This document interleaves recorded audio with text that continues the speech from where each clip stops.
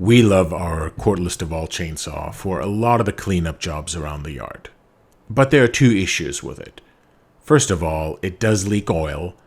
And second, that little bar is just too small for some of the bigger trees or some of that bigger work.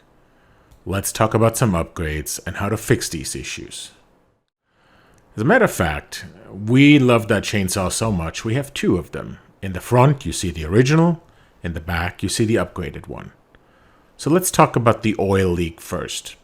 Let's open up the oil cap and take a look at that. And if you look closely, you see there's this indentation, which is just perfect for a rubber gasket, an O-ring, to prevent oil leaks from happening.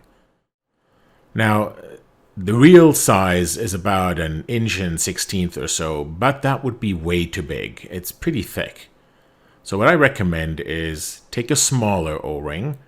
You can find these at a local hardware store, or you can get sets on Amazon. I recommend 5/8 or 3/4, and by the time they're stretched out, they'll be thin enough, small enough to not block anything, and so you can still close the cap.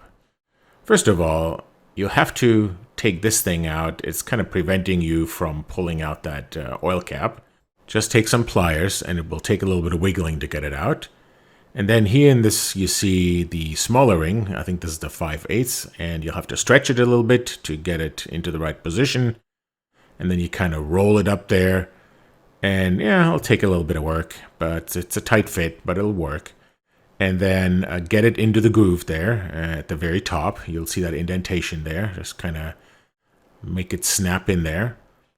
And then at the very end, I recommend that you dip your finger in the bar oil and just kind of rub a little bit of oil on there so that it will go in smoothly and it doesn't get stuck. So let's put that back in. Kind of just push that back in until it is back in place. And then let's see if that fits well. So you want to make sure that that O-ring goes into that indentation there, and then also that you can still close the cap all the way in. It should push in against just a little bit of resistance, and that's how you fix the oil leaks. Alright, so on to the bar exchange. Here on the right you see the original bar, it's 10.5 inches, and on the left you see the 14-inch Oregon bar, which is almost 3 inches longer. And that makes a huge difference when you're trying to cut down a tree or some big limbs. How easy is it to switch those? Very easy. Here on the right you see the original, on the left you see the 14-inch Oregon bar. You see it's quite a difference. It really makes the saw a lot more usable. The Oregon company makes these sets where you have a 14-inch bar with a chain or a 16-inch bar with a chain, and you see that here. And I'll put the links in the description, and they're super easy to exchange. Now, running the longer bar will slightly decrease your battery runtime. On the other hand, what I do is I use these big FlexVolt batteries, 9 amps, and with that the saw pretty much runs forever. So really not a problem. So let's exchange the bars. First of all, if your chain is really tight, loosen it up a little. It makes it easy to take off the bar later. And then open up that chain cover by unscrewing this screw here.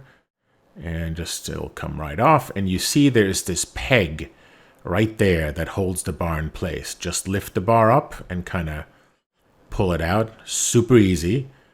And that's basically how you take the bar off and how you put the new bar on, just in reverse. So here's the new bar.